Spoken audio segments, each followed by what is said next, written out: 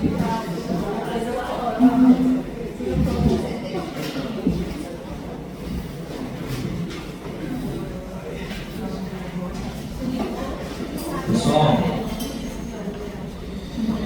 seguinte, essa é a última aula que eu dou para vocês no curso, certo? E é uma aula que eu sei que vocês já viram tudo isso, vocês têm alguns conceitos, tem que revisar, o oitavo semestre vai dar aquela sensação de que, meu Deus, é muita coisa, né? Porque vocês vão vendo um bocado de matéria e aí fica com a sensação de que será que eu aprendi o suficiente até o sétimo, porque quando você vai revisar tudo, você vê umas coisas e tem aquela sensação, parece aquele filme, como se fosse a primeira vez, né? Será que eu já estudei isso mesmo? Né? Isso é normal na medicina, né? A gente vai nesse ciclo de aprendizado, assim, você aprende 100, esquece 95, né? Aprende 100, esquece 95, e assim vai, né? Uma hora chega. Em relação a essa aula especificamente, dentro da hepatologia, existem a maior parte da hepatologia no dia a dia é ambulatorial, certo? Então, são pacientes que você vê no consultório. Isso é quase tudo da hepatologia. Só que tem uma pontinha do iceberg, que são os pacientes bem complicados. Apesar de ser a menor parte da hepatologia para o hepatologista, para o médico generalista e para o clínico é a maior parte, se inverte. Por quê?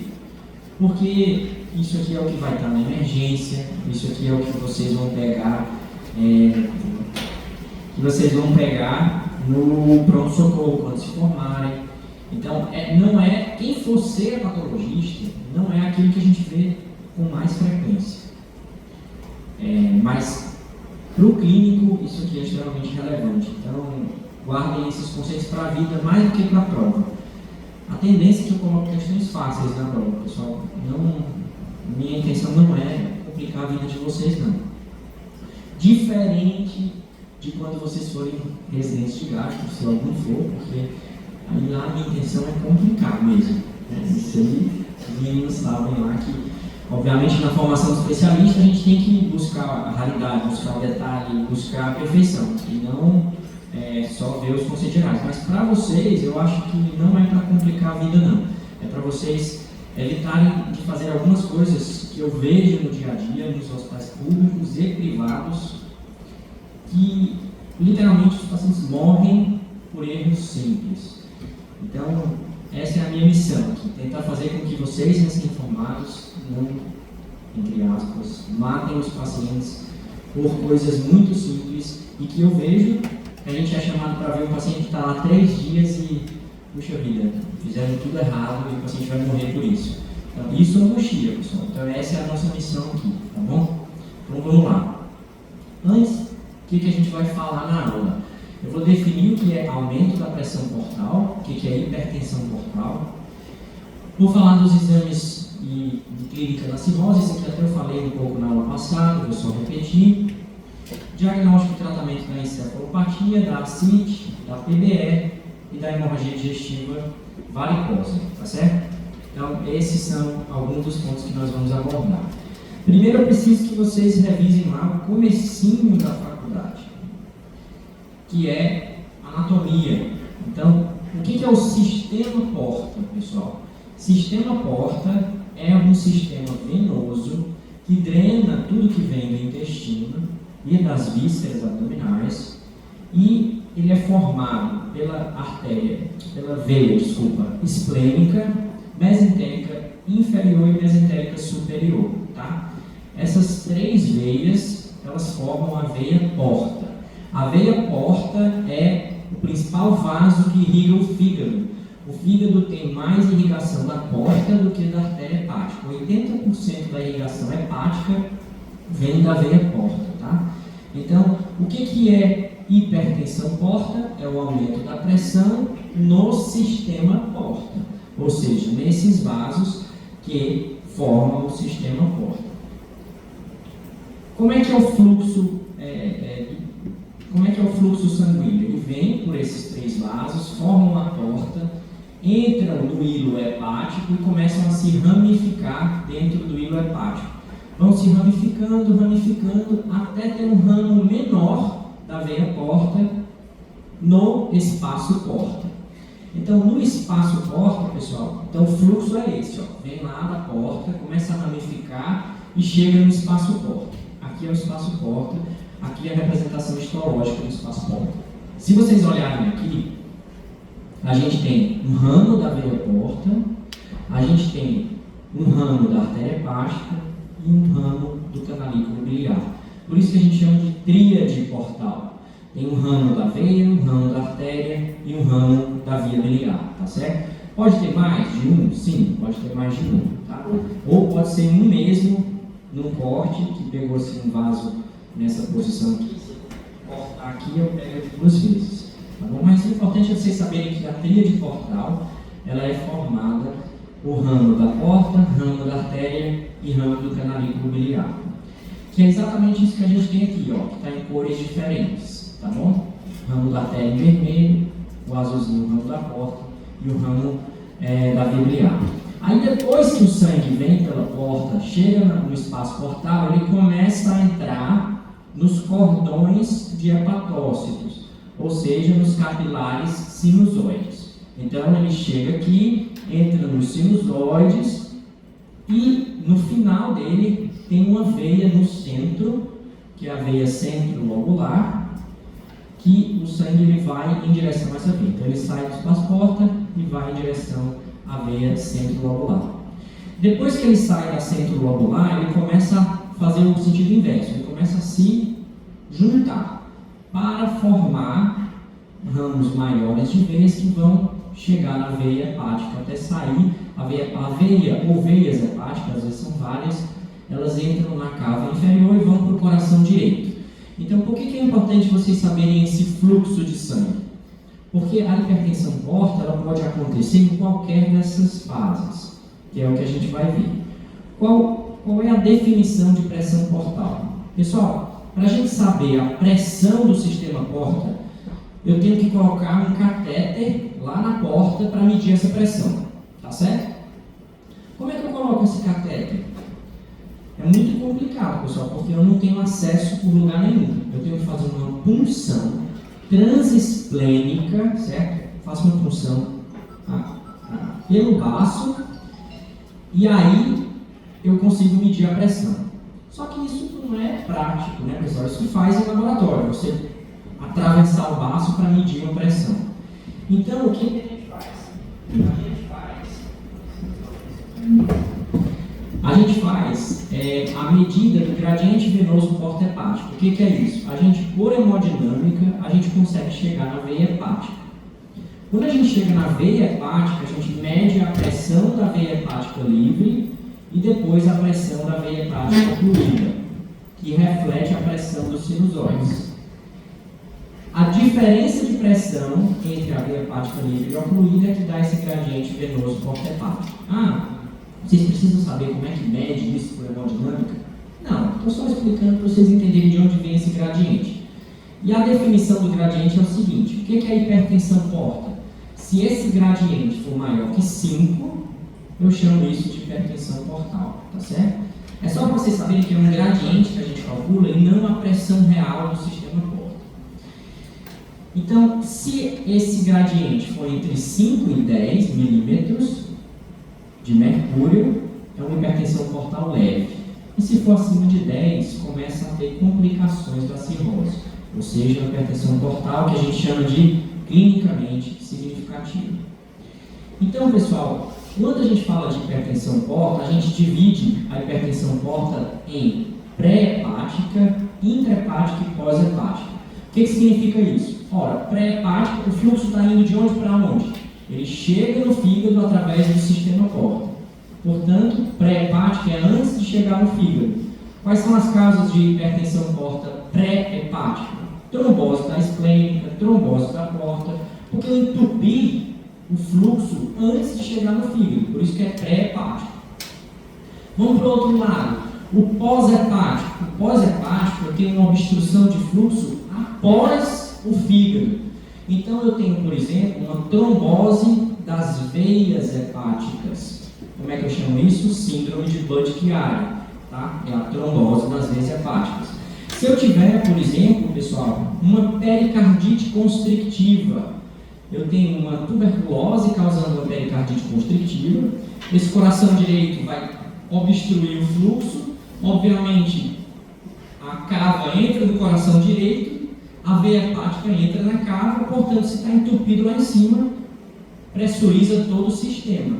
Então, por isso que os problemas cardíacos, a insuficiência cardíaca direita, pericardite constrictiva, cardiomiopatia restritiva, insuficiência tricúspide grave, tudo isso obstrui o fluxo de sangue e acaba gerando pressão no sistema porta. Então, essas são as causas pós-hepáticas, as causas cardíacas e as causas de trombose das veias hepáticas. Agora, dentro do fígado, eu divido em mais 3 categorias: pré-sinusoidal, sinusoidal e pós-sinusoidal. Aí é onde a gente vai ter que entender, por isso que eu falei aquela parte inicial. Pessoal, pré-sinusoidal é antes de chegar nos sinusoides. Onde é que está o problema? No espaço porta. Pré-sinusoidal. Sinusoidal, onde é que está o problema? Aqui nos sinusoides, ou seja, nos hepatócitos. E pós-sinusoidal, onde é que está o problema? Na veia centronodular para frente. Tá certo? Então, essa divisão tem a ver com o fluxo do fígado. Portanto, eu vou ter como causa pré-sinusoidal, a mais importante que vocês têm que saber é a esquistossomose. Por quê? Porque o esquistossoma vai lá no espaço porta, deposita o ovo dele lá e começa a fazer um processo inflamatório no espaço porta, antes de chegar nos sinusoides. Qual é a principal causa sinusoidal? Pessoal, é qualquer coisa que afeta os hepatócitos. Qual é a principal causa? Cirrose.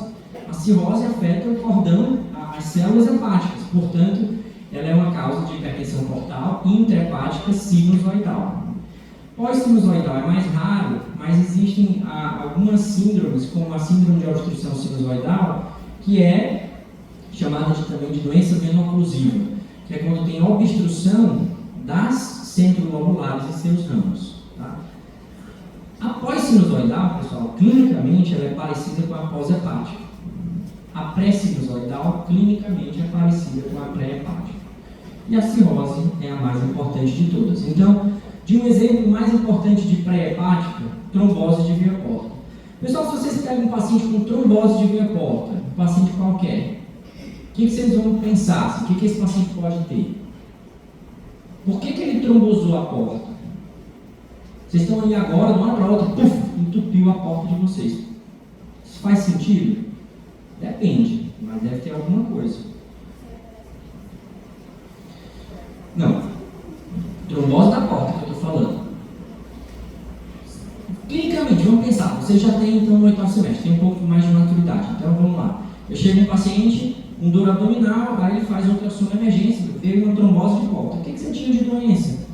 Que eu saiba nada. O que você vai pensar? Por que esse paciente fez isso? Fez porque fez. Ou tem alguma coisa por trás? Hã? Chuta, pode ser. Síndrome metabólica para trombose de porta? Não, síndrome metabólica é um problema, pode ser cirrose. Aí pode ser que ele tenha, se ele tiver cirrose, justifica a trombose de porta. Porque o paciente cirrótico, ele tem um fluxo reduzido, porque ele tem uma resistência da passagem do sangue pelo fígado, e essa estase predispõe à tríade de Virchow, que vocês já estudaram, e portanto ele pode trombosar. Então, se tiver cirrose, ele pode trombosar. É uma hipótese, ele tem cirrose. Mas o que é mais? O indivíduo trombosou a porta do nada. Embolia. Embolizar de onde para onde? Lembra que o sistema porta é um sistema. O que é a definição do sistema porta? A gente tem um sistema porta hipofisário, entre o hipotálamo e a hipófise. A gente tem um sistema porta hepático. De onde é que vem essa porta?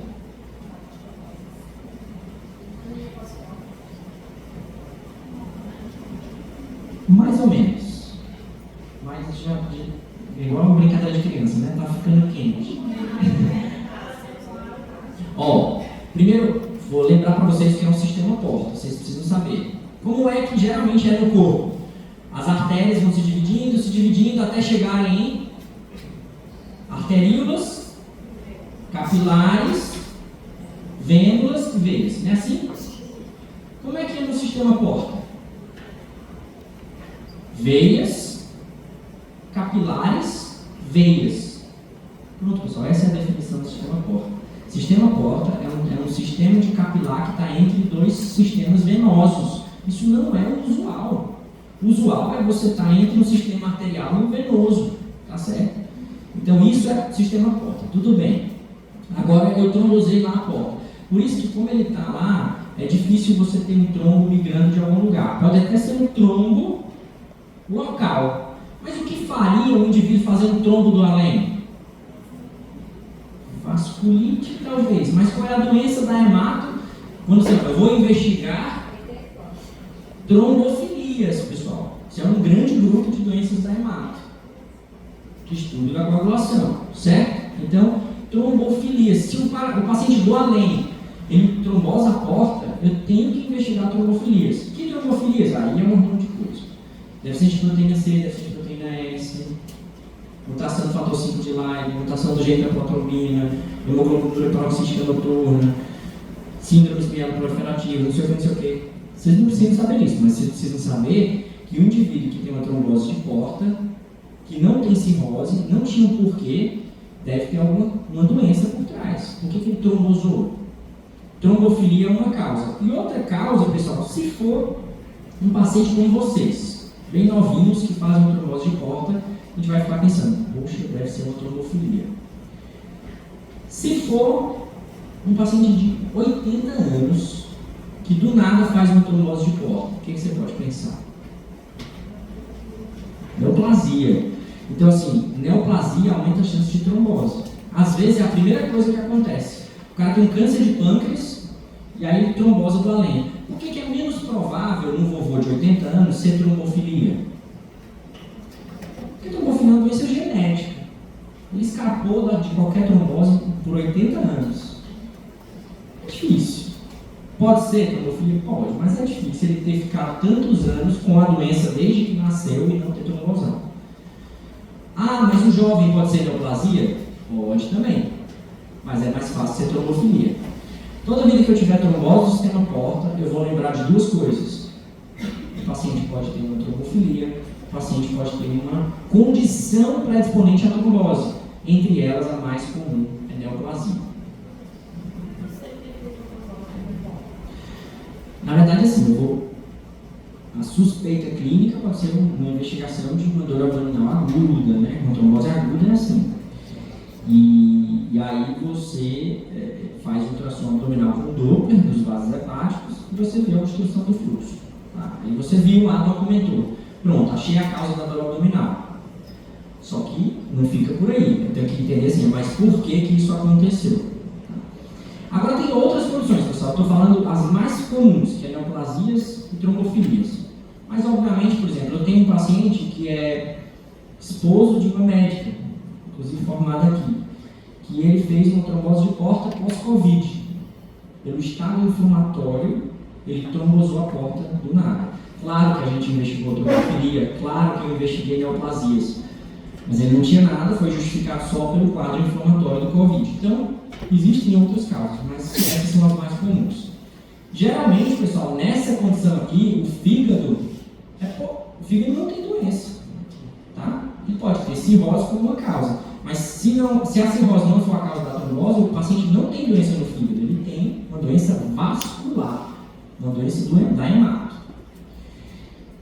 Na hepática, pessoal, a pré-sinusoidal mais comum é a cistosomose, a sinusoidal, como eu falei, é a cirrose, que é o que a gente vai falar hoje, principalmente. Pós-sinusoidal, doença veno-oclusiva, que é uma doença que acontece muito após o transplante de medula óssea. O pessoal da hemato às vezes chama a gente para avaliar. E a pós-hepática, além das doenças cardíacas que eu falei, a síndrome de Budd-Chiari, que é a trombose das veias hepáticas, que também é frequente. Aqui do mesmo jeito. Do nada, o paciente fez uma síndrome de Budd-Chiari. Eu vou pensar em trombofilia, eu vou pensar em neoplasia, porque ele trombosou uma veia visceral grande, sem justificativa aparente. Tá?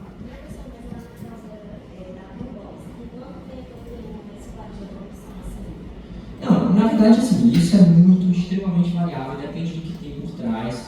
né? Isso aí não tem como a gente dizer, certo? Até porque tem as tromboses agudas e as tromboses crônicas que podem ser incipientes. Às vezes a investigação é o contrário, você pega, faz uma endoscopia e vê que tem varizes no esôfago. Aí tem varizes no esôfago, tem hipertensão porta. Aí eu vou avaliar a hipertensão porta. Poderia ser cirrose, poderia ser qualquer dessas causas. Aí quando eu estou investigando, eu descubro que o paciente tem uma trombose crônica da porta. Pode ser uma avaliação ambulatorial também. Na trombose aguda, que costuma dar uma dor abdominal mais intensa. Exato, o foco do tratamento, eu vou discutir se vou anticoagular ou não, porque como toda trombose, o tratamento base vai ser anticoagulação.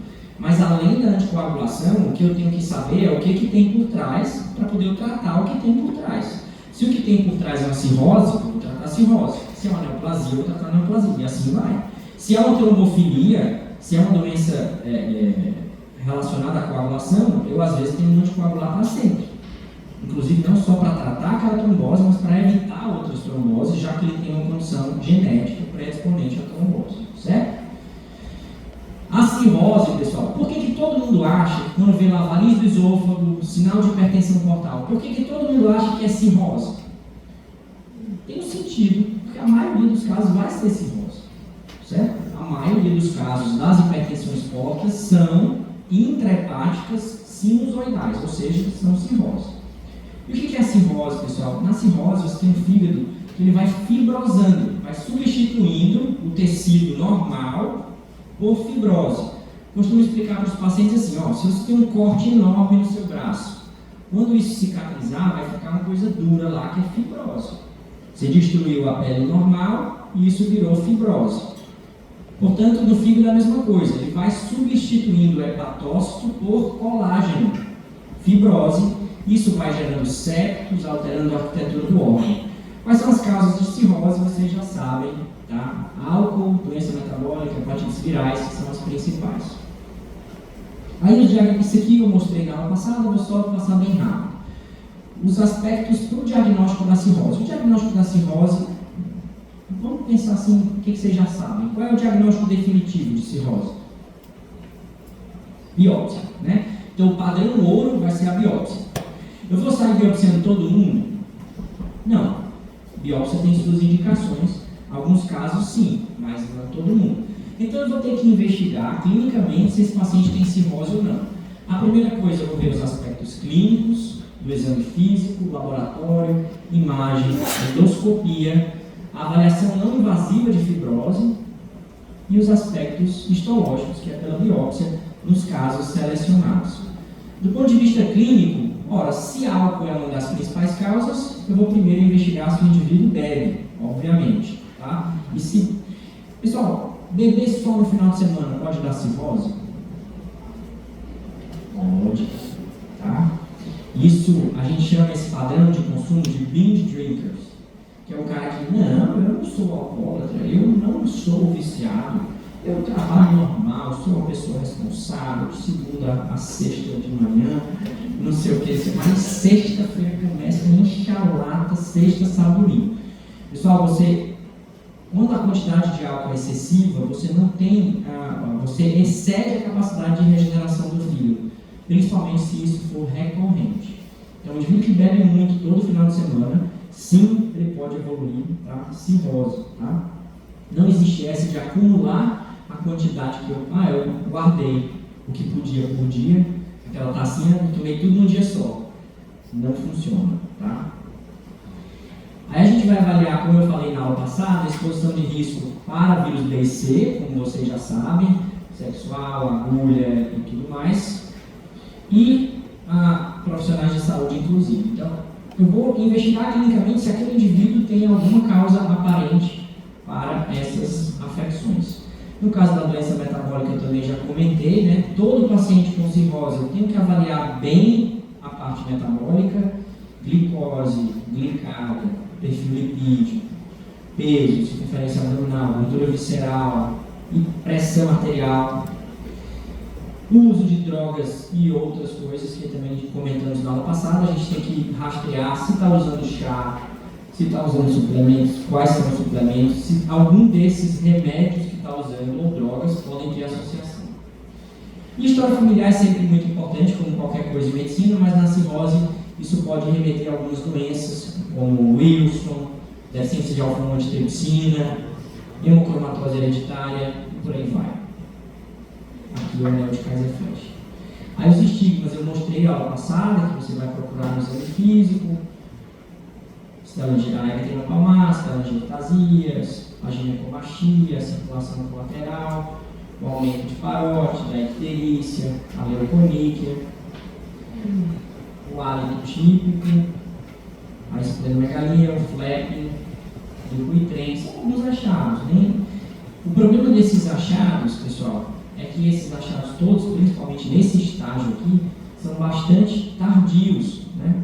Então, quando a gente vê um paciente desse jeito, provavelmente ele tem a doença há anos ou provavelmente décadas. Então, significa dizer que nós fizemos o diagnóstico muito tarde. E aí, laboratorialmente, o que eu vou pedir sempre? Eu já mostrei para vocês que a gente tem que avaliar as enzimas hepáticas. As enzimas elas não fazem diagnóstico de cirrose, mas elas ajudam a gente a entender um pouco da causa, né? Se for uma doença mais colestática, por exemplo, pode ser uma colangite biliar primária, isso ajuda na interpretação.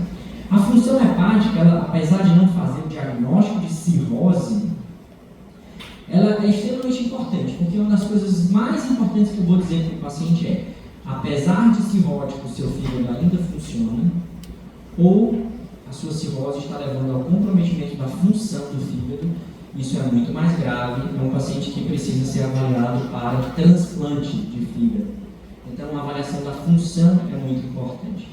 E se perguntarem para vocês qual é a avaliação mais o que altera mais cedo na cirrose? O que altera mais cedo é a plaqueta que começa a cair pelo hiperesplenismo que acontece na cirrose. Então, pessoal, lá na faculdade, um dos fluxos mais comuns de pacientes cirróticos para o meu ambulatório são vindos da hemato, porque qualquer médico, pediu um exame de sangue que viu plaqueta baixa. E aí ele viu plaqueta baixa e ele encaminha para quem? Para o hemato. Se descobre por que essa plaqueta é baixa. Aí o hemato vai encaminhar para a gente, quando ele descobre que essa causa da plaqueta baixa é pela cirrose. Tá? Apesar disso, pessoal, a ideia é que nós façamos o diagnóstico antes dos sintomas, antes das alterações do exame físico e antes das alterações laboratoriais. Então, alguns pacientes do consultório, eles têm cirrose e eles são iguaizinhos a vocês, aparentemente saudáveis.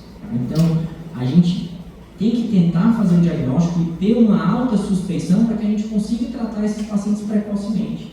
Tá? Porque se a gente esperar alterações mais importantes, geralmente está tarde demais. Aqui, o aspecto da imagem, o fígado, ele começa a ficar heterogêneo e ele vai ficando rombo, como eu falei na aula passada, de contornos irregulares, certo? Isso no ultrassom, na tomografia também, você vê a irregularidade bem nítida aqui, você vê a ascite, que é esse mais preto, você vê o bordo rombo, né, que o fígado geralmente tem a quinazinha dele é bem aguda. Aqui também, mostrando o fígado bem lobulado. A gente também, na imagem, a gente consegue ver os sinais de hipertensão porta, a gente vê o baço grande, por exemplo. Na endoscopia, a gente vê, como eu mostrei também na aula passada, os sinais de hipertensão porta são a gastropatia hipertensiva, edema de áreas gástricas, hemorragias subepiteliais e as varizes do esôfago. Nem toda variz do esôfago e gastropatia hipertensiva é cirrose, mas 80% dos casos vão ser. Os outros 20% são todas aquelas outras causas de hipertensão porta que eu mostrei a vocês. E aí, além disso, existe hoje alguns métodos de avaliação da probabilidade de fibrose. Existem os métodos laboratoriais, que são scores que a gente calcula no dia a dia, de predição de fibrose. São scores que a gente utiliza exames como plaqueta, TGO, TGP do paciente, e aí a gente tem calculadoras para isso. O um dos que a gente mais usa é chamado de FIB-4. Você lá no posto de saúde, você calcula esse score. Se o paciente tiver alta probabilidade de fibrose avançada, você encaminha para o especialista. Isso é uma coisa que a gente faz no dia a dia. E existem os métodos de imagem, que é a elastografia para avaliação de cirrose. O que é isso? Tem vários métodos. O FibroScan é esse aqui que vocês estão vendo. Existe o AF e o Shearwave, que são acoplados ao ultrassom. O FibroScan, pessoal, esse aparelho aqui, vocês estão vendo ali, você coloca no espaço intercostal, emite uma onda e vê a rigidez do fígado. Quanto mais duro o fígado, isso vai ter uma medida lá em quilopascal. Você faz 10 medidas e aí você faz a média dessas medidas. Ele vai dizer o quanto que é duro esse fígado, o quanto de fibrose tem no fígado. Um fígado normal, pessoal, ele é F0, ele não tem fibrose. Mas ele pode ter uma fibrose 1, uma fibrose 2, 3 e 4. F4 é cirrose. Então o normal é 0, o 4 é cirrose. Às vezes você está avaliando o paciente, ele tem uma doença metabólica e tem um fígado com fibrose F2. Você tem que dizer para o paciente o seguinte, você não tem cirrose, mas seu fígado não é normal, ele está fibrosando, e se você não tratar essa síndrome metabólica, você vai ser cirrótico, porque você tem uma inflamação que está levando a essa destruição do fígado. Então, hoje, a gente consegue fazer diagnóstico mais precoce, inclusive para tentar tratar e melhorar essa fibrose, antes que vire cirrose, tá? Aqui é só mostrando, ele está pegando aqui o espaço intercostal, o aparelho, ele vai colocar esse probezinho aqui, aí ele emite tipo uma onda, como se fosse um choquezinho, e aí a onda vai e volta para o probe, e aí ele vê o tanto que esse fígado é duro. Quanto mais duro, maior o valor em quilopascal, maior a fibrose, certo? E, por fim, pessoal, os aspectos histológicos. Alguns pacientes a gente fica na dúvida diagnóstica. Lembra na aula passada que eu disse assim, paciente que fica com alteração de transaminases, que a gente não sabe por quê, e persiste por mais de 6 meses, a gente acaba precisando de biópsia? Pois é, na biópsia, às vezes acontece de ter cirrose. E aí, o que é a cirrose? Aqui, pessoal, é a formação desses nódulos de regeneração com traves de fibrose. Tudo isso aqui é colágeno, certo? Isso aqui são áreas de destruição do fígado, levando a esses nódulos de regeneração, tá bom? O problema disso aqui, isso aqui é o padrão ouro, o problema é ser invasivo, né? Então, obviamente, a gente não faz em todos os pacientes. Dúvidas até aqui? Essa foi a primeira parte da aula. Agora a gente vai falar das complicações dessa doença chamada cirrose, tá? Eu vou falar de que complicações? Ascite, TBE, encefalopatia e hemorragia digestiva. Só que não são só essas, mas eu não vou falar, porque senão a aula ficaria incrivelmente enorme. Mas eu vou só citar algumas outras complicações. Primeiro, nódulo hepático. Todo paciente com cirrose tem risco de ter câncer de fígado, carcinoma hepatocelular. Então, pessoal, todo paciente com cirrose precisa fazer ultrassom com ou sem alfa-fetoproteína, de preferência com, a cada 6 meses. Vocês precisam saber isso. Todo paciente com cirrose precisa fazer ultrassom semestral para rastrear nódulo, porque ele tem fator de risco para CHC, para carcinoma hepatocelular. A gente teve, por exemplo, na época da pandemia, pessoal, muitos pacientes sumiram, né, por medo do vírus. Mas os cirróticos, por exemplo, teve um caso triste lá no HC. O paciente tinha um vírus C, ele tinha tratado o vírus C, tinha conseguido erradicar o vírus, estava super bem, uma cirrose child A, compensada, assintomática. Aí ele ficou com medo do Covid e deixou de ir para o hospital. Quando ele deixou de ir para o hospital, ele voltou 3 anos depois. Ele perdeu os ultrassons de segmento, ele deixou de fazer os ultrassons. Quando ele voltou 3 anos depois, ele voltou ictérico, com múltiplos nódulos hepáticos já intratáveis e morreu. Esse paciente ele estava em acompanhamento, se ele tivesse feito ultrassom, a gente tinha feito o diagnóstico precoce e ele tinha sobrevivido. Então, isso é o que a gente chamou na época de mortes não causadas diretamente, mas relacionadas à epidemia. Porque esse paciente, ele, assim, é difícil a gente falar isso para ele no momento em que ele estava muito ruim. Mas como dissesse assim, mas velho, eu só te pedi para fazer ultrassom a cada 6 meses, então vai ficar nas tuas costas. Isso aí, obviamente a gente não vai falar isso, né? Mas dá agonia de dizer assim, mas se tu tivesse vindo fazer esse ultrassom, tu estaria curado agora do câncer, e tu não vai morrer desse câncer. Não, é para procurar nódulo. Eu faço ultrassom de 6 meses em todo cirrótico. Pessoal, uma das coisas que dá trabalho em hepatologia, eu vou te dizer o que é ficar convencendo os pacientes de que precisa repetir os exames, de que precisa... Sabe por quê? Porque a grande maioria não sente nada. E quando é que a gente mais usa um remédio? Quando a gente está morrendo de dor, a gente lembra do remédio. Quando é que a gente mais faz um exame? Implora por um exame. Você está morrendo de dor, pelo amor de Deus, peça aqui, tomografia, todo mundo está lá. Agora, a grande arte é você tentar convencer os pacientes que precisam fazer os exames, mesmo sem sentir nada. Essa é a questão, porque na hora que ele sentiu, 3 anos depois, tarde demais, certo? Então eu sempre enfatizo para os pacientes, cadê o exame? Onde está o exame? Porque a gente só consegue dar bons resultados se a gente fizer esses diagnósticos precoces, tá certo?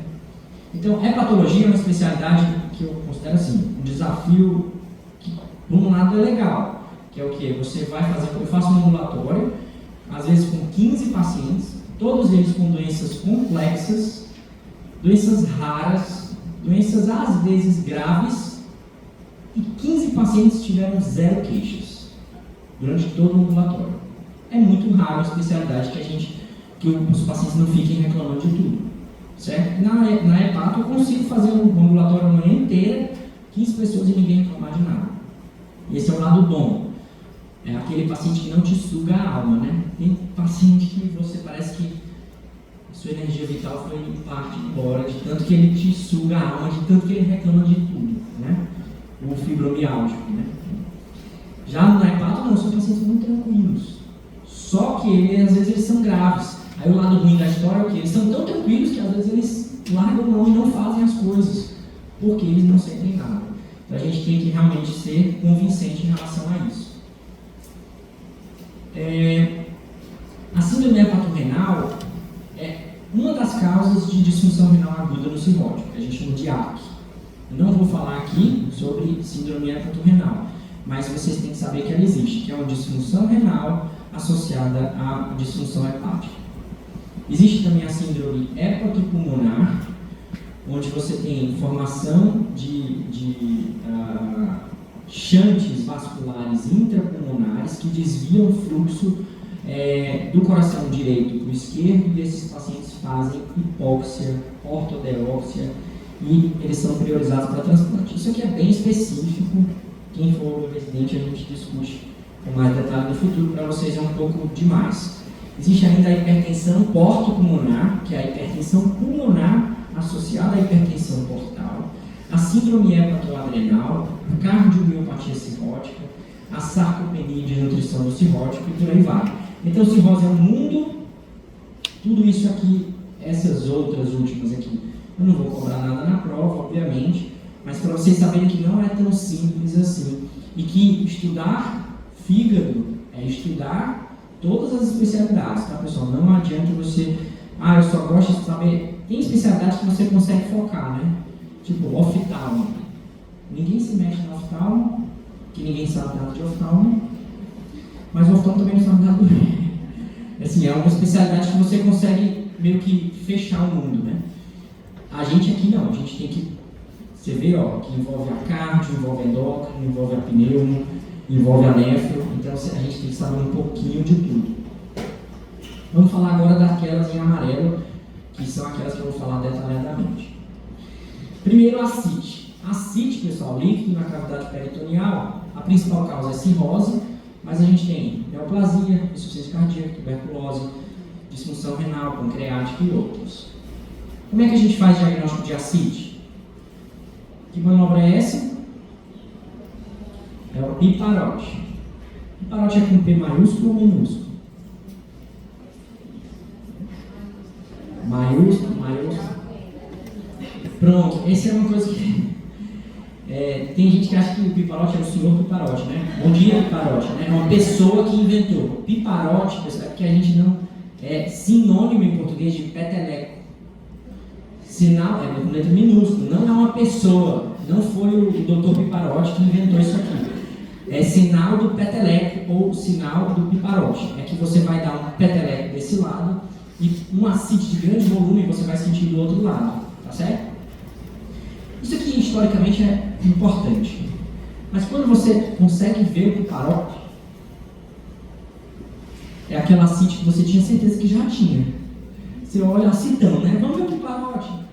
Então, não é tão importante assim, porque ele só é positivo nas ascites de grande volume. Que manobra é essa? Maciez móvel. O que é isso? Pessoal, qual é o som de percussão normal da barriga? Timpânico, né? Só que se eu tiver líquido, ele passa a ser o quê? Maciço ou submaciço. Só que se eu tiver uma grande massa na barriga, um tumor sólido, ele vai ser maciço também, não vai? Só que se eu botar o paciente de cabeça para baixo, o tumor vai ficar lá, não vai? Então, se eu mudar de lado, se for sólido, ele fica toda a vida no mesmo lugar, maciço. Agora, se for líquido, esse líquido é móvel. Se não for móvel e for líquido, pessoal, só se for um cisto cheio de líquido que não sai do lugar. Tá? Teve uma vez na faculdade que a gente residente, às vezes, igual eu contei a história que eu vacilei no R1, né? Uma residente lá, ela super querendo ser eficiente, né? Chegou um paciente com uma barrigona assim, que se você fizesse o Piparotti, dava positivo, né? E aí, quando chegou, ela nem colheu a história direito, já viu assim uma barrigona, não, vamos agilizar aqui, vamos funcionar logo, vamos fazer a denância acítica, estudar o líquido acítico, ela funcionou e tal. Fez o estudo do líquido acítico. O problema é que quando você ia ver a história, o paciente não tinha nada, nem para hipertensão porta, nem para cirrose. E estava estranho, né? E aí, no final das contas, era um cisto gigantesco de ovário. Ela puncionou o cisto. E não foi uma boa ideia, porque se for um cisto adenocarcinoma, ela poderia ter ajudado a disseminar. No final das contas, o final foi feliz também, igual a minha história da semana passada, porque era de fato, não era CIT, ela fez na melhor das intenções, mas a paciente foi para a cirurgia e era um tumor benigno, desse tamanho aqui, tamanho de uma bola de maior que uma bola de basquete. Então, no final das contas, foi ressecado e ficou tudo bem, e não era cirrose. Mas a discussão já estava assim, cirrose, para causa da cirrose. Então a gente tem que ter cuidado, né? Porque a gente, quando vê muito uma coisa, você acaba achando que tudo é cirrose, tá bom? Então, a maciez móvel é isso, o líquido ele se move e aí você vai percebendo que o local da percussão onde está maciço, ele era de um lado, agora ficou do outro. É só isso. Obviamente, pessoal, como eu falei, vocês são geração ultrassom de bolso. Então, o ultrassom ele é muito mais sensível do que a nossa mão para tentar enxergar a CIT dentro da barriga. Uma fina lâmina de líquido dessa daqui não tem maciez móvel de qualquer médico experiente que vai conseguir perceber. Tá? Então, o ultrassom ele serve para confirmar o diagnóstico de ascite e ele ainda avalia outras coisas, porque assim, qual é a principal causa de ascite? Cirrose. A segunda, tumor maligno. Então, o ultrassom ele já ajuda, porque ele já vê se tem nódulo no fígado, ele já vê se o fígado tem aspecto crônico, se está irregular, se os bordos são longos. Então, ele ajuda também. E ele é o mais sensível. E aí, o diagnóstico você vai fazer, a paracentese, é um procedimento muito tranquilo. E não é um procedimento do hepatologista, não é um procedimento do cirurgião, é um procedimento do médico generalista. Tá bom? Então, todo mundo tem que saber fazer paracentese. Ele é baixo complicação. Não precisa transfundir, eu não preciso nem pedir exame de sangue. Eu não preciso pedir exame pré-operatório para fazer paracentese. Por quê? Porque não tem recomendação de transfusão. Então ele vai confirmar o diagnóstico e vai me ajudar a investigar a causa dessa ascite. Quando é que eu vou fazer paracentese? Chega um paciente com barrigão lá. Primo diagnóstico, ou seja, é uma ascite nunca puncionada antes, eu preciso puncionar. Então, é um diagnóstico recente. É um paciente cirrótico que descompensou por qualquer motivo, que precisou internar, eu preciso puncionar a barriga dele, desde que tenha líquido. Ou é um paciente que está internado, vocês estão avaliando, são diaristas de enfermaria, muito comum, recém-formado, pegar um hospital aí e ficar prescrevendo. Aí chega lá, um paciente cirrótico, que tem ascite, estava internado já há um tempo e piorou muito de ontem para hoje.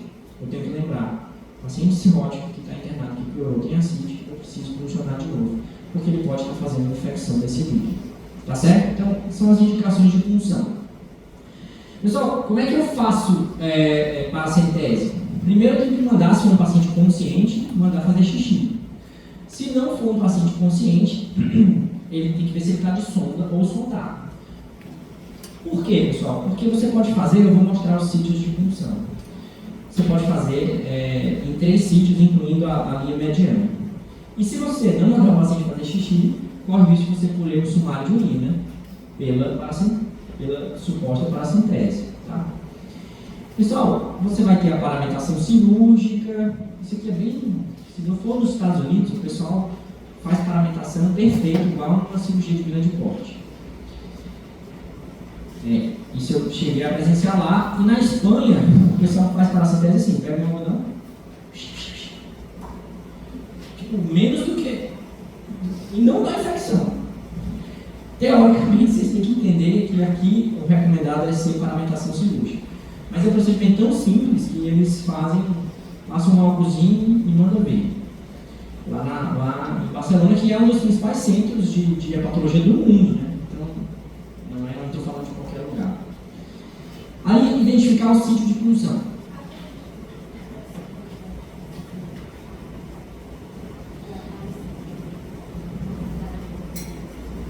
A partir de quanto tempo? É porque, assim, cirrose é uma doença que ela tem várias... a partir de quanto tempo? Tempo a gente não sabe, mas volume a gente tem noção. Tempo depende, tem doenças que evoluem mais rápido e doenças que evoluem mais lentamente. Agora, volume, por exemplo, ultrassom, 500 ml, consegue ver. A massa 6 móvel, 1000 ml, mais ou menos, ela consegue ver. E o piparote a partir de 1500 na cavidade. Então, assim, é mais ou menos isso. Tá bom? Identificar o sítio de punção. Eu vou escolher lá, estou olhando a barriga do paciente, aí por que eu vou evitar cicatrizes cirúrgicas e por que eu vou evitar áreas com infecção local? Para não decorar, vamos lá. Área de infecção local, que é mais fácil, por que eu vou evitar?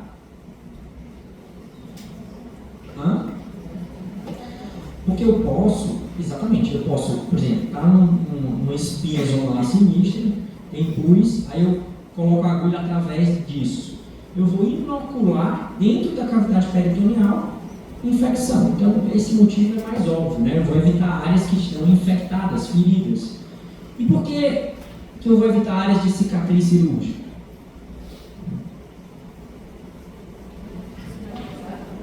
Mais difícil cicatrizar? Não. É ok? É ok?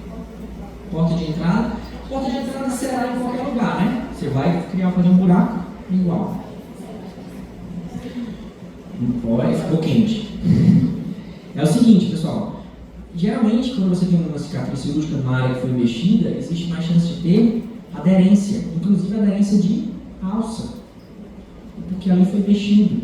Então, pode ter uma alça de intestino ali pregada que você não quer fazer uma cococentese.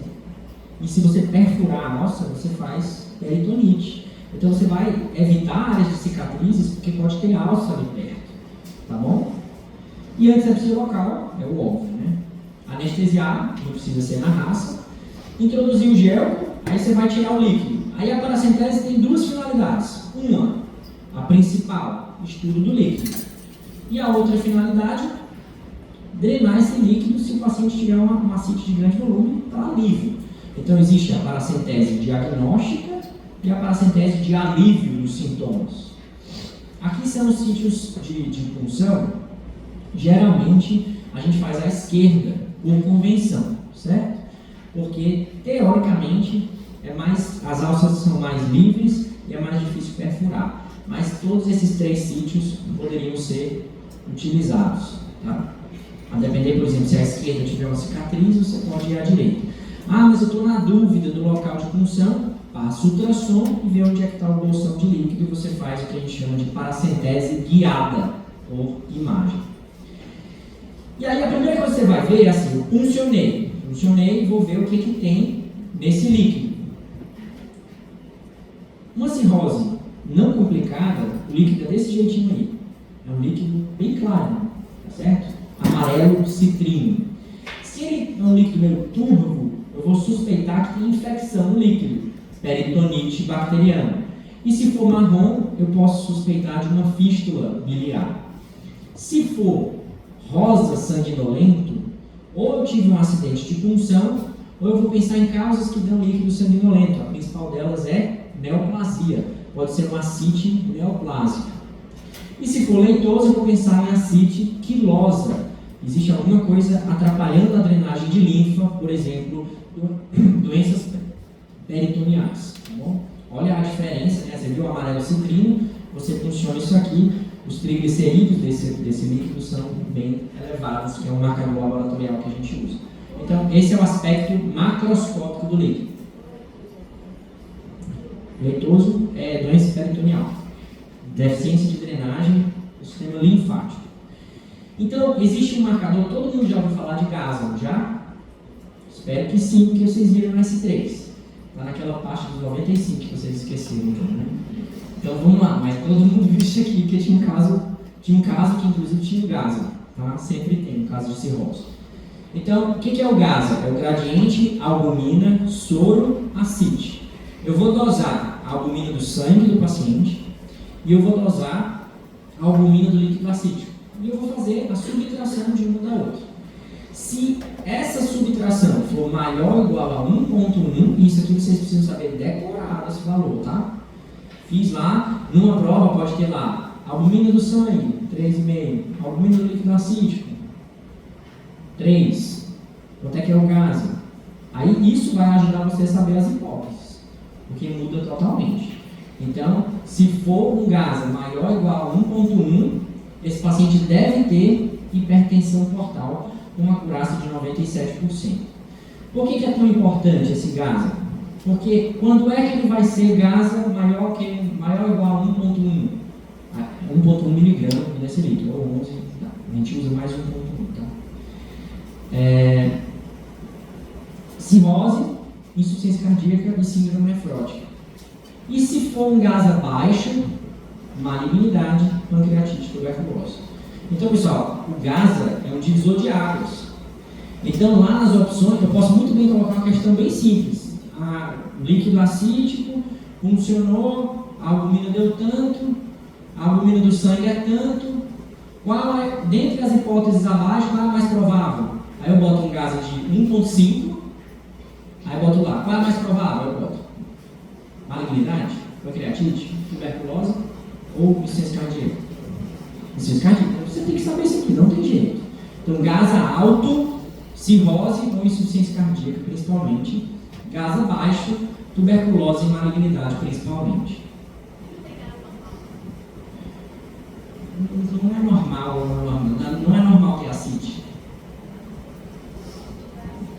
Não, o GASA é a diferença da albumina do sangue pela albumina do líquido acítico. Então, sempre vai dar um número, e esse número vai ser maior do que o maior ou igual a 1.1, vai ser menor. Agora, normal, o que é normal? Normal é não ter ascite. Você só vai fazer o GASA se tiver ascite. Então, não tem como ser normal, certo? Eu não posso escolher o GASA de vocês, espero. Ninguém tem ascite. Isso é muito importante. Tá bom? O GASA é muito importante. E para a vida de vocês, pessoal, isso aqui cai em prova a rodo. Muito, certo? Muito mesmo. E aí, pessoal, na análise do líquido, eu ainda vou ver quantos polimorfonucleares eu tenho, quantos neutrófilos eu tenho. Se tiver maior ou igual a 250, esse líquido deve estar infectado. eu devo ter peritonite bacteriana espontânea. Portanto, eu tenho que colher cultura antes de iniciar antibiótico, mas eu vou iniciar antibiótico para esse paciente, porque ele tem infecção do líquido. Tá bom? Agora, pessoal, eu posso ter, além da PBE, existe uma outra condição chamada peritonite bacteriana secundária. O que é isso? É uma infecção decorrente de uma perfuração do intestino. Então, esse líquido acídico ele pode estar infectado sem uma perfuração, nem que seja microperfuração, ou eu posso ter uma perfuração, que é uma peritonite secundária, não é PBE. E aí, por isso que eu vou avaliar esses outros marcadores, proteína total, glicose e LDH, ou DHL. E aí, eu tenho que investigar PBS, peritonite secundária, se a proteína for muito alta, a glicose muito baixa ou o LDH muito alto. Por quê? Porque nesse caso, a PBS não é perfuração, então tem a PBS ela é polimicrobiana, tem muitas bactérias que consomem glicose e tem cocô na cavidade, tem muito marcador de lise celular e muita proteína total. Então, esse é um diagnóstico diferencial de PBE, eu vou falar para vocês daqui a pouco, sobre a PBE especificamente. Então, eu vou dosar polimorfo nuclear. Se acima de 250, eu tenho que começar antibiótico, eu tenho que colher cultura, eu tenho que fazer albumina, como eu vou ver na frente, e eu tenho que pensar em PBE ou PBS. A cultura, pessoal, eu vou fazer tenho que fazer a beira-leito, tenho que fazer o lado, pego o meio de cultura, funciona aqui a CIT e inoculo imediatamente, porque se eu não inocular imediatamente, a chance de negativo vai ser mais alta. E aí, os outros testes do líquido, a glicose, ela vai ser baixa, como eu falei, na PBS, vai ser baixa também na malignidade. O LDH, alto na PBS e alto na malignidade. O GRAM, a gente não costuma fazer, porque a sensibilidade é muito baixa. E a proteína total, pessoal, tem um detalhe. Isso aqui é importante. Se o paciente for cirrótico, ele vai ter GASA alto. GASA alto, cirrose vai ser uma das principais causas. Se no líquido acídico a proteína total for muito baixa, esse paciente começa a se proteger menos, ele tem mais risco de ter PBE. Mesmo que ele não tenha naquele momento, se a proteína total for muito baixa, ele tem mais risco de ter PBE, e por isso eu vou fazer profilaxia para ele não ter PBE. Então eu estou avaliando o paciente com ascite, primeiro diagnóstico, funcionei, vi que não tem PBE, mas eu percebi que a proteína total é muito baixa, eu tenho que fazer antibiótico profilático para ele não ter PBE, certo? Qual o tratamento de ascite, pessoal? O principal tratamento é esse aqui, que é super difícil, dieta hipossódica. Não é dieta para hepatopata, a gente vê isso, não existe essa dieta específica, mas dieta com pouco sal, restrição de sal. E aí a gente usa dois diuréticos principais, a espironolactona, que é um antagonista de aldosterona. Lembrar que esses pacientes, vocês viram lá no S3 também, eles têm hiperativado o sistema renina-angiotensina-aldosterona. É isso que mantém a formação da ascite. Então, se a gente bloquear o sistema, a gente diminui a ascite.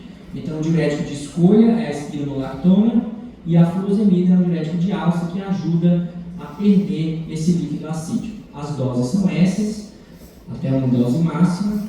Você sempre tem que evitar a medicação que diminua a perfusão renal, principalmente os anti-inflamatórios. E na ascite refratária, a gente vai ter que, além de ela foi refratária aos diuréticos ou ela foi intolerante aos diuréticos, a gente precisa fazer paracentese de repetição, às vezes indicar o TIPS, que é você desviar o fluxo do sistema porta para o sistema cava, e o transplante de fígado em alguns casos. Então, faz os dois. É assim, ou você faz a espironolactona em monoterapia, ou você faz, nos pacientes que têm ascite de grande volume, e principalmente aqueles que têm edema de membros inferiores, você faz a espironolactona associada à furosemida. E a associação é sempre em uma proporção mais ou menos parecida com 140. Aí você vai aumentando, 150, 60, 200, 80. Você vai fazendo mais ou menos uma proporção. Isso tem muitas variações do dia a dia, por causa que a espironolactona, por exemplo, aumenta o potássio, a furosemida baixa o potássio. Então, dependendo do potássio do paciente, você mexe na dose. São muitos detalhes. O que eu quero básico de vocês hoje é saber que o tratamento base da ascite é dieta sem sal, que a medicação para ascite são os diuréticos, principalmente a espiro e, se ascites maiores, associada a furo, e eu vou evitar anti-inflamatório da gastro ele piora tudo, né? Então, a gente tem que evitar de toda forma. E se for refratário, você vai encaminhar para o serviço de transplante. Tem lá na faculdade, a gente toda segunda e toda quinta tem algumas paracenteses que são dos pacientes com ascite refratária. Eles vão ou semanalmente ou a cada 2 semanas para fazer alívio. Tá? Quem for rodar lá comigo, quem quiser ir lá, né, pedir eletivo, você passa também no hospital dia fazendo as paracenteses desses pacientes com ascite refratária. Pronto, a gente terminou a ascite. Agora faltam 3. Falta PBE, hemorragia e encefalopatia. A PBE é como se fosse uma continuação da ascite. O que é isso, pessoal? O que é peritonite bacteriana espontânea? É a infecção do líquido acítico previamente estéril, o líquido normal, entre aspas, é estéril, na ausência de sítio identificável e cirurgicamente tratado. Se eu trocar essa ausência por presença, seria um diagnóstico de quê? PBS. Porque se eu tiver um sítio identificável e cirurgicamente tratado, vamos supor que o cirrótico, acitão, ele fez uma apendicite e perfurou. Ele faz uma PBS, tá certo? Então, a definição de PBE, ela pressupõe a exclusão da PBS. É uma doença que foi descrita na década de 60 e vocês têm ideia, pessoal, da mortalidade desses pacientes. Atualmente, a gente melhorou muito, mas atualmente ainda é 20 a 30%.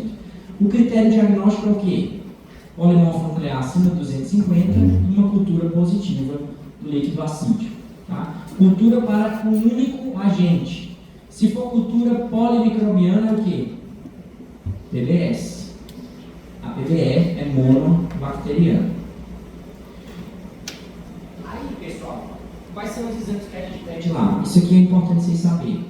A gente pede os polimorfos nucleares e a cultura, não é isso?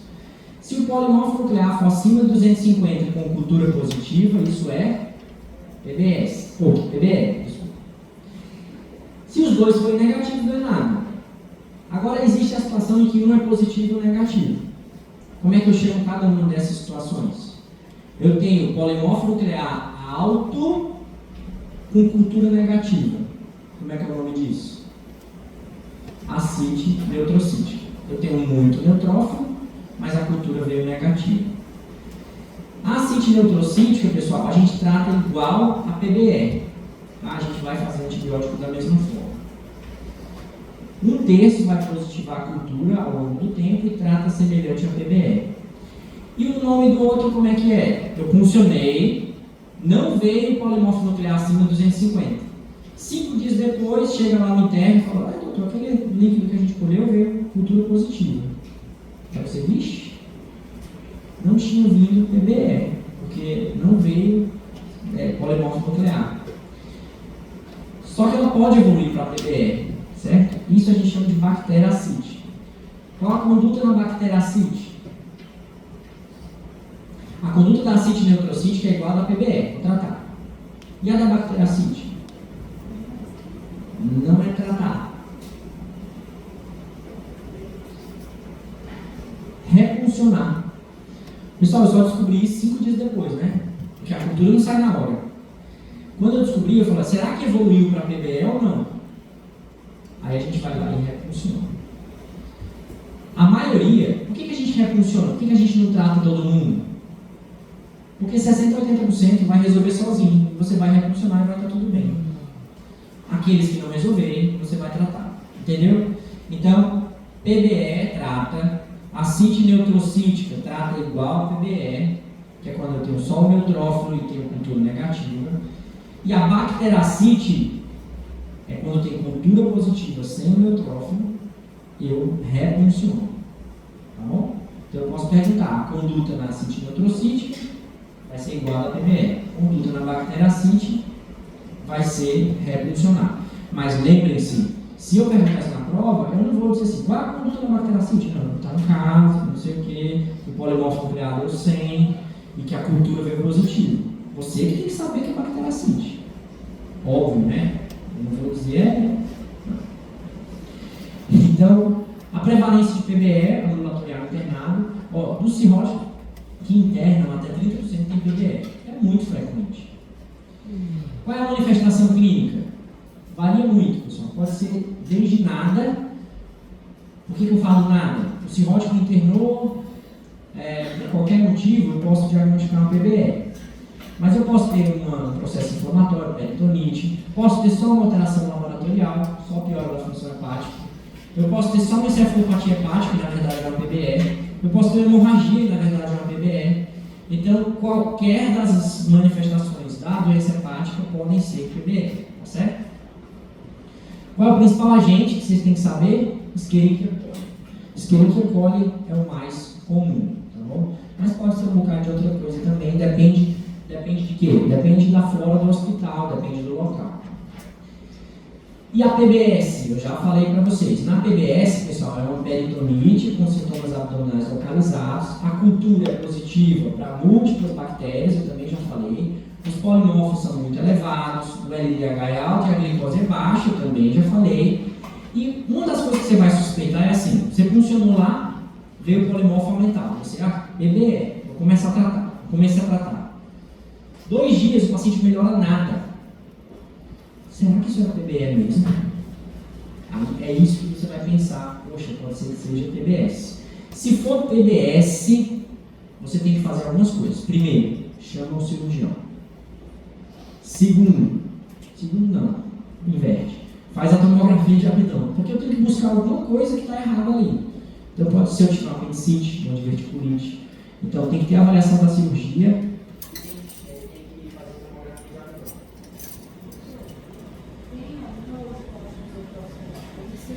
Não tem valor de corte, mas a pergunta é muito inteligente. Mas, se for muito alto, você fica desconfiando. Então, não tem um valor assim, a partir de 1.000, eu vou pensar mais em PBS. Pode ser um PBE. Mas aí eu vou te dizer daqui a pouco o que a gente faz para ver se está melhorando ou não. Que é uma das coisas que ajudam, certo? E outra coisa que você vai olhar é assim, tudo bem, foi 2.000 de polimorfo nuclear. Você ficou puxando bastante. Será que isso é uma PBS? Aí eu vou dar uma olhada na glicose, vou dar uma olhada no LDH, na proteína total, para ver se fecha critério de PBS. Tá? Eu poderia te dizer assim, quanto mais fácil ser PBS. Mas, se for PBE, vai melhorar rápido. E aí é o que tu vai ver. Então, na PBE, pessoal, tem que ter alto índice de suspeição, diagnóstico tem que ser precoce, avaliar a gravidade do paciente, antibiótico e albumina. Se eu perguntar 2 condutas na PBE, pergunta aberta. Antibiótico albumina. Todo mundo lembra do antibiótico, por quê? Porque é uma infecção. Mas algumas pessoas esquecem da albumina. E isso é extremamente importante. Vou colher cultura antes, vou iniciar uma cefa de terceira, tá? Geralmente a gente faz aqui no Brasil ceftriaxone, que tem um aspecto semelhante à cefaltaxina, tá bom? Seria a antibiótico de escolha. E aqui a gente vai fazer a paracentese 2 dias depois. Então, geralmente, o que a gente faz? O paciente chegou, suspeito de PBE, funcionei, polimorfo acima de 250. Bicho, é PBE mesmo. Ceftriaxone. 2 dias depois, eu refunciono. Pessoal, o polimorfo nuclear tem que ter caído pelo menos 25%. Se ele não caiu, eu vou pensar, será que o antibiótico que eu usei não está dando conta? Será que é resistência? Vamos ver se a cultura já saiu. É assim que a gente faz. Ou eu vou pensar que o meu diagnóstico vai estar errado. Ele não está respondendo porque na verdade não era um PBE, era um PBS. Não, a CEF é 2 gramas dia. A dose aqui ali da ceftriaxona. Aí, o que eu considero uma PBE resolvida? Se a cultura negativar, o polimorf ficar abaixo de 250. Esse é o critério de resolução completo, né? E a albumina, pessoal, por que é tão importante? Eu falei assim, quais são duas condutas para fazer a PBE? Antibiótico e albumina. Por quê, pessoal? Porque isso muda mortalidade, tá? Então, eu costumo dizer que, assim, existe diferença entre os cirurgiões e os clínicos. Quem aqui pensa em fazer cirurgia de vocês? Poucos. O clínico? Tem um hospital? Nem clínico, nem cirurgião. Não, enfim. Mas o cirurgião é assim, ó, a glória do cirurgião às vezes é mais perceptível, né? Por quê? Você tem uma bola no seu rim. Aí você entra lá e aí vai para a família. Está aqui a bola do rim, não está mais nele. É um negócio assim bem perceptível, né? Por outro lado, o fracasso também é mais perceptível. Você arrancou um pedaço de devia arrancar, lascou-se, né? O clínico, a glória é menos perceptível e o fracasso também. Por quê? Porque o clínico assim, não, eu aumentei o beta-bloqueador de 6,25 para 12,5. E assim eu diminui a mortalidade. A família não enxerga isso. Está diminuindo a mortalidade porque mudou a dose do beta-bloqueador. Então a glória é menos perceptível. Mas o erro também. Não existe ninguém no barra pesada dizendo assim, estou aqui indignado porque meu pai internou com PBE, não fizeram uma albumina, por isso ele morreu. Não existe isso. Então o erro é menos perceptível. Mas isso aqui muda a mortalidade. Se você internar uma PBE, você começar antibiótico e não fizer albumina, o paciente morre mais. Mas ninguém vai saber. Certo? Mas a gente sabe, tá bom? Então, pessoal, é importante a gente lembrar de fazer albumina na cirrose. Pronto, eu já falei como é que trata a PBE. Como é que eu vou prevenir a PBE? Pessoal, vou prevenir de duas formas. Prevenção primária e secundária. O que é prevenção secundária de qualquer coisa? Eu já tive, eu não quero ter de novo. Então, quem já teve PBE, eu vou usar norfloxacina 400mg dia, até resolver essa cite. Resolver como? Até ela desaparecer. Independente de como seja, se eu transplantei e tal. Vou usar para sempre, tá? Norfloxacina 400mg dia, se eu já tive PBE.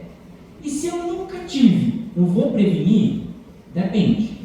Se eu tiver sangramento, eu vou ter que fazer profilaxia por uma semana. E se a proteína for muito baixa, que eu falei lá atrás, proteína muito baixa do líquido acídico, ele tem mais chance de ter PBE, eu tenho que fazer norfloxacina 400mg por dia, tá bom? É prevenção primária. Não, só na hemorragia digestiva. Na hemorragia, eu faço antibiótico por uma semana. O paciente internou com HDA, eu tenho que fazer antibiótico para prevenir PBE. E na Para sempre. Até ter acite, né? Se o paciente deixar de ter acite, transplantou e está tudo bem, aí não vai fazer mais. Tá bom? A da redução da proteína do líquido é igual à profilaxia secundária. Tá bom? Pessoal, e por que eu faço profilaxia secundária? Se eu não fizer o antibiótico, a recorrência é 70%. Em comparação a 20% se eu fizer antibiótico. Isso aqui, ó. Olha a diferença. Pessoal, se cada internação por PBE 30% morre, e se eu vou diminuir isso aqui de 70% para 20%, a chance dele ter PBE, isso aqui, ninguém também vai estar na porta lá do barra pesada. Eu internei novamente, porque ele não me deu norfloxacina profilática, a minha proteína era baixa. Ninguém vai estar falando isso, mas isso é erro clínico, pessoal. Então isso aqui, se você, na prescrição de alta, não colocar a norfloxacina, você está dizendo para o paciente o seguinte, existe 70% de chance de você internar de novo, eu poderia te dar um remédio que ia ser 20%, mas você vai com 70%. É assim, é isso que você está fazendo. Então, pessoal, prestem atenção, porque são detalhes bobos e que passam no dia a dia muito. E você muda muito. Olha a mortalidade desses pacientes em um ano.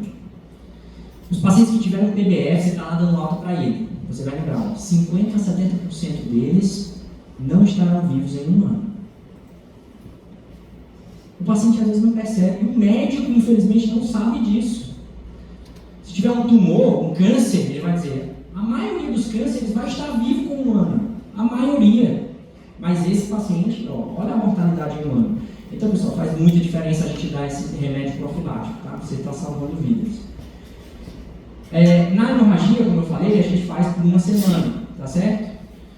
Só por quê? Porque esses pacientes têm mais infecção e quando você usa na hemorragia antibiótico, você diminui a infecção, diminui inclusive ressangramento e diminui mortalidade. Então, por que a gente faz antibiótico na hemorragia? Para prevenir PBE. Mas, além disso, eu estou prevenindo que ele ressangre e diminuindo a mortalidade dos pacientes. Geralmente, nos pacientes mais graves, a gente prefere a ceftriaxona, é só isso que eu queria que vocês soubessem. E pronto. Então, terminei PBE. Encefalopatia eu vou falar mais rápido, tá bom? Encefalopatia é um conjunto de alterações que depende, às vezes, do mau funcionamento do fígado ou de xantes portosistêmicos e que vão causar muita incapacidade nesses pacientes.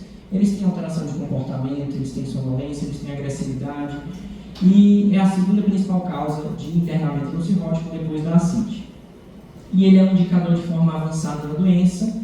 Tem vários mecanismos, eu não vou entrar em detalhes, mas a amônia seria o mecanismo mais estudado, e é por isso que a gente usa drogas que diminuem a amônia, para tentar tratar a encefalopatia. Isso é bem complexo, pessoal, isso merece uma aula só disso. Existe a classificação relacionada à etiologia da encefalopatia, que ela pode ser relacionada, o tipo A, à hepatite fulminante, o tipo B, ao shunt, e o tipo C é o mais comum, que é o associado à cirrose, que pode ser episódico, persistente ou mínimo. Episódico não está dizendo, acontece de vez em quando. Persistente é quando o paciente é sempre encefalopata. E mínima, ela não é perceptível no exame físico. Tá? A gente vai estudar mais o tipo C hoje. E a gente gradua essa encefalopatia por esses critérios aqui, que são os critérios de Westhaven, que são bem complicados. Mas se a gente resumir de forma bem resumida, o grau 4 é o paciente em coma, o 3 é o torpor, o 1 é aquele que você não percebe de cara, mas ele começa a ter alteração de humor, de sono, e o 2 é bem perceptível, porque o paciente é confuso e tem um flapping bem evidente. Tá? A gente precisa graduar essa encefalopatia, tanto no ambulatório como na internação. Eu vou pular isso aqui. E o mais importante da encefalopatia é o quê? Eu entender por que esse paciente que estava estável em casa, eu tenho um cirrótico que está estável, por que ele ficou encefalopata? Tem alguma coisa por trás. Tudo isso pode precipitar. Eu tenho que investigar a infecção, eu tenho que ver como é que está a função renal, eu tenho que ver se ele sangrou, eu tenho que ver como é que está a evacuação, eu saber as causas da encefalopatia me direciona o que eu vou fazer com esse paciente. É um diagnóstico de exclusão, não tem um exame que fecha esse diagnóstico. Para encefalopatia mínima, tem testes neuropsicométricos que a gente poderia aplicar. Tá? E existem algumas alterações na imagem que sugerem encefalopatia metabólica, eu não vou cobrar isso na prova. Então, a maioria das manifestações são reversíveis. Tá? Se o doente chegou muito grave, grau 3 ou 4, ou seja, torpor e coma, você tem que encaminhar para a UTI e avaliar tubo. Se tiver Glasgow abaixo de 8, por exemplo. O tratamento de primeira linha, vocês precisam saber, que é a lactulose. Tá? A lactulose é um laxativo osmótico.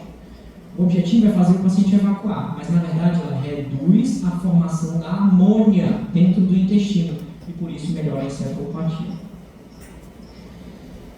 Deixei bem resumido a encefalopatia, até porque a gente está cansado. Dúvidas sobre encefalopatia, pessoal? O mais importante é tratamento de primeira linha, lactulose.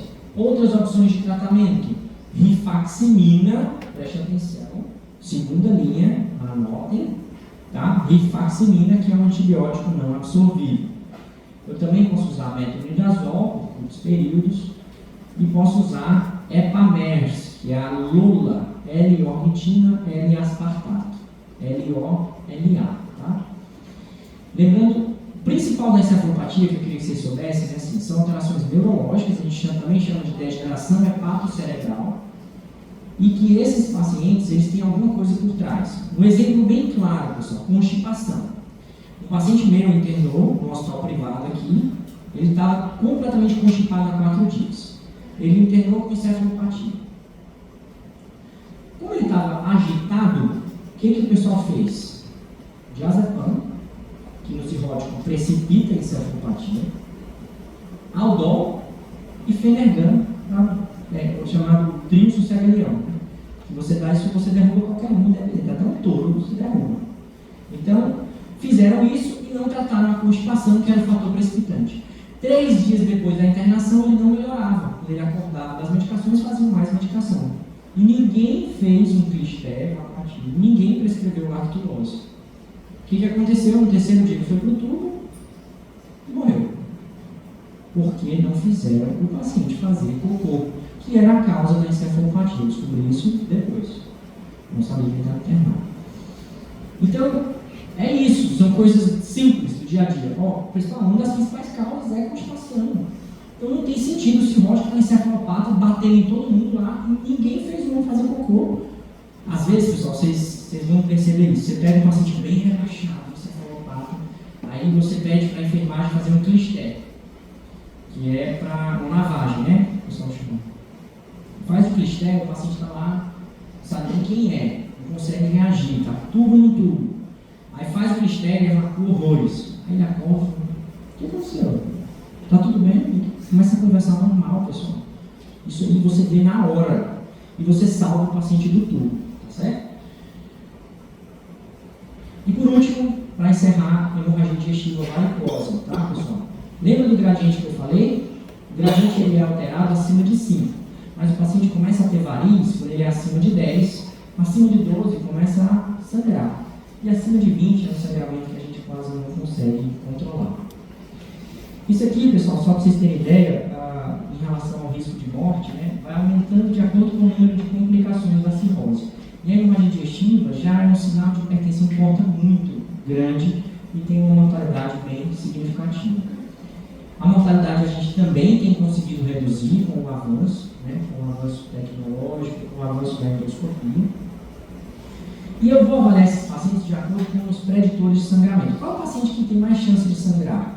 O principal fator que faz ele sangrar é o tamanho das varizes. Quem tem cirrose sabe. O doutor, minha variz está como? É de médio calibre? Eles mesmos perguntam. Então, o tamanho é o que mais faz sangrar. Então, se eu tenho uma variz de fino calibre, ou de médio calibre, ou de grosso calibre, quanto maior calibre, mais chance de sangrar. Eu tenho alguns sinais que a gente chama de red spots, ou sinais da cor vermelha, que são preditores de sangramento. E aí são achados endoscópicos, pessoal. Ponto vermelho cereja, um hematocisto, um vergão vermelho. Esses são sinais que o endoscopista vai descrever, mas se eles estiverem presentes, você olha para aquele paciente e diz, ele pode sangrar mais. Se a cirrose estiver descompensada, ele sangra mais. Como é que eu vou avaliar se está compensado ou não? Pela classificação de Child, eu tenho que avaliar se for Child B ou C, ele é descompensado, ele tem mais chance de sangrar. Isso aqui vocês têm que saber decorado. Não para minha prova que eu não vou codar, mas tem prova que ele diz assim, ele dá esses valores tudinho e diz qual é o Child do paciente. Prova de residência. Na do mono, não se preocupe, não vai cair. Mas vocês precisam saber, o médico curso até fala assim, beata para decorar. Beata, que é B de bilirrubina, E de encefalopatia. São técnicas para decorar. O gradiente for mais alto, eu já falei que é mais fácil, e se o paciente beber, mesmo que a causa da cirrose não seja por álcool, se ele beber, também é um fator preditor de sangramento. O que eu vou fazer na hemorragia digestiva? Primeiro eu vou ver se eu preciso entubar o paciente. Lembra que hemorragia precipita encefalopatia. Sabe qual é a grande dificuldade da cirrose, pessoal? É porque muitas vezes o paciente vem com tudo. Porque se ele chega sangrando, ele pode ficar encefalopata porque sangrou. Isso pode ser uma PBE, eu tenho que funcionar, porque se ele sangrou, eu tenho que funcionar. Isso tem horas que dá um nó na cabeça de vocês, mas eu estudei uma matéria por matéria, agora tem todas juntas. Né? E o cirrótico geralmente ele vem com tudo junto. Então eu vou considerar entubar se ele tiver um glasma baixo ou for uma hemorragia maciça com risco de broncoaspiração. E aí a conduta clínica vai ser repor volume, remédio, endoscopia e profilaxia de infecção. Isso aqui eu já falei. Eu tenho que fazer antibiótico na hemorragia para prevenir BBL, profilaxia primária. Eu vou estabilizar hemodinamicamente, repor volume e vou ver se precisa de transfusão ou não. Pessoal, aí eu tenho que tomar cuidado. O que? Eu tenho que manter o paciente euvolêmico. Eu não posso não transfundir, não dar volume de jeito nenhum, porque senão eu vou fazer baixa perfusão e esse paciente vai ter lesão tecidual, como a disfunção renal. mas eu também não posso expandir excessivamente. Um erro comum é o paciente chegar e o pessoal diz assim, abre logo os 3 litros de soro, menino. Aí bota lá, aí o paciente faz hipervolemia. Por que o paciente sangrou? Por hipertensão porta. Se eu fizer hipervolemia, o que vai acontecer? Ele vai ressangrar. Então eu não posso deixar hipovolêmico, mas eu não posso deixar hipervolêmico. Não é só botar soro, como em outras hemorragias que a galera empurra soro sem parar, certo? Porque ele vai ressangrar. E aí eu vou, como toda hemorragia, 2 acessos para expandir o volume, manter o pH sistólico em torno de 90 a 100, usar a solução salina na fase inicial e depois de estabilizar, preferir a albumina. Aqui é outro problema, pessoal. A hemoglobina entre 7 e 8 está adequada. Se eu transfundir demais, se eu tentar uma hemoglobina de 10, eu mato mais o paciente. Aumenta a mortalidade. Então, não é para manter a hemoglobina acima de 10. Isso está errado. Eu tenho que manter a hemoglobina em torno de 7 e 8, porque senão, se eu transfundir demais, eu aumento a pressão portal e eu sangro de novo. Então é contraditório, eu vou dar sangue e o cara sangra. Então eu tenho que ter cuidado e a política transfusional é essa, tá bom? Não há recomendação oficial para transfundir plasma de rotina, porque o INR não serve no cirrótico como marcador de coagulação. O INR não serve. Ele não me diz se o paciente sangra mais ou não. No cirrótico. Fora do cirrótico, sim. No cirrótico, não. Então, eu não devo transfundir plasma de rotina, que é outro erro. A gente chega lá e está lá, plasma, 2 bolsas de plasma de 6 em 6. Está errado. Eu só vou transfundir em situações bem específicas. Não é para fazer plasma de rotina. Então, a primeira coisa é estabilizar o paciente. Segunda coisa, remédio. Tá? Tudo isso você faz ao mesmo tempo. O remédio é de imediato. A gente usa ou terlipressina, ou somatostatina, ou octreotide. Eu não vou cobrar a dose de vocês, mas esses remédios são vasoconstrictores, eles vão diminuir a pressão portal transitoriamente, controlando o sangramento transitoriamente. Internar, vocês veem as doses. O benefício é que ele controla a hemorragia, e a melhor eficácia é quando é combinado com a endoscopia, porque diminui transfusão e diminui a hospitalização. Você faz de 2 a 5 dias. Então, estabilizei o paciente, usei o remédio, vocês têm que saber os nomes dos remédios, tá? Não as doses. Terlipressina, octreotide, tá bom? Então, clinicamente, eu vou fazer o quê? O resumo está tudo aqui. Evitar hipervolemia pode prevenir ressangramento, mas devemos garantir boa perfusão tecidual, preferir estratégia restritiva de transfusão, ou seja, não é para ter hemoglobina perto de 10. O INR não é um preditor de sangramento no cirrótico, não devo me basear nele para transfundir plasma. Indicar o uso imediato de drogas vasoativas antes da endoscopia. Não há preferência entre as drogas, mas vocês têm que saber o nome das drogas. E eu vou fazer a profilaxia de infecção para todo mundo. E a profilaxia de encefalopatia é contraditória. E o tratamento por endoscopia? Ele tem que ser feito também, ele não é tão imediato assim, pessoal, mas ele tem que ser feito na urgência. Cuidado com a pergunta da prova, porque o que eu tenho que fazer para o paciente? O tratamento clínico, a droga e a endoscopia. Esse é o padrão ouro, tá certo? Então, se o paciente estiver instável, eu vou entubar primeiro para endoscopar depois. Se ele estiver estável, eu vou esperar um tempo de jejum e vou endoscopar, certo? O que eu vou fazer na endoscopia? Isso é outra coisa que eu cobro em prova. Pessoal, é ligadura elástica. Escleroterapia é uma outra opção que a gente não faz mais de primeira linha, tá bom? Então, o que é isso aí? Eu vou ver a variz, eu entro com o endoscópio, aí eu coloco lá na variz, chupo essa variz para dentro do cap e solto uma liga, de forma tipo esse cogumelo aqui, ó. Isso aqui vai apertar essa variz e vai necrosar. E 10 dias depois ele cai. O tratamento endoscópico é recomendado para todos os pacientes e a ligadura é o método de escolha. O cianoacrilato pode ser usado para varizes gástricas e ele sempre deve ser combinado ao tratamento farmacológico. Qual é o tratamento padrão ouro? Remédio e endoscopia. Os agentes esclerosantes, a escleroterapia, ele só é recomendado se não for possível a ligadura. tá? Porque ele tem maior mortalidade, maior risco de ressangramento e maior taxa de complicação. Então, nos consensos, no Baveno, que é o consenso de Patterson Porter, ele nem recomenda mais. Por que eu gosto de falar? Porque às vezes você está lá no HGF e faltou liga. Não tem liga, e a gente faz isso aqui. Só que o trial, ele não considera na vida real que falta material. Então, aqui a escleroterapia, a gente injeta a substância esclerosante. E por último, a prevenção de infecção, pessoal, é o que eu já falei antes, porque a infecção precipita o sangramento e vice-versa. Então, na hora que eu uso antibiótico na hemorragia, eu diminuo de 45 para 14 a taxa de infecção, diminuo a mortalidade para 15 e diminuo a recorrência do sangramento. Por isso que é tão importante. Qual antibiótico? Nos pacientes mais graves, a gente costuma fazer ceftriaxone. A diferença é que a dose para tratamento da PBE é 2 gramas dia e para profilaxia é 1 grama dia. Tá bom? Nos pacientes que não respondem, a gente vai considerar a terapia de resgate, que pode ser um balão. Esse balão é para tamponar o sangramento, tá certo? Mas você não pode manter esse balão mais que 24 horas, tá bom? Porque ele só é considerado na falha da terapia endoscópica. O que é o balão? É isso aqui. Pessoal, isso aqui a gente coloca o balão, tá? Insufla no estômago, traciona e depois insufla o esôfago. Quando você insufla o esôfago, você comprime aqui a variz que está sangrando. Isso é um tratamento de urgência naquele paciente que não deu certo. Isso aqui é medida salvadora de vida. São pacientes gravíssimos. Só que você tem que ter cuidado, pessoal, porque isso não pode passar, isso aqui fica apertando o esôfago, isso isquemia. Não pode passar mais que 24 horas. Histórias da vida real, para vocês verem como acontece.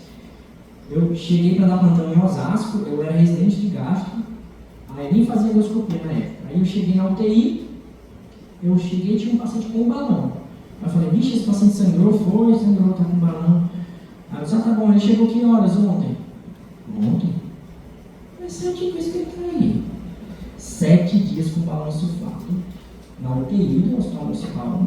A família não processou, né? Mas isso é crime. Aí eu disse, não, mas pelo amor de Deus. Aí peguei e chamei o endoscopista na urgência, ele desinsuflou o balão. Quando ele entrou no esôfago, o esôfago do cara estava da cor da blusa do geólogo, completamente preto e necrosado. Ele perfurou, fez uma diastite e morreu. Deixaram 7 dias o balão. Então, isso, pessoal, são histórias da vida real que a gente não quer ver, mas a gente vê. Tá bom? Então, isso aqui é um tratamento de urgência. E o TIPS, que é você colocar uma prótese entre a circulação portal e a cava, você despressuriza. Isso aqui é um procedimento endovascular, é muito avançado para vocês. Você vai usar nos não respondedores ou naqueles que ressangraram precocemente. Era isso.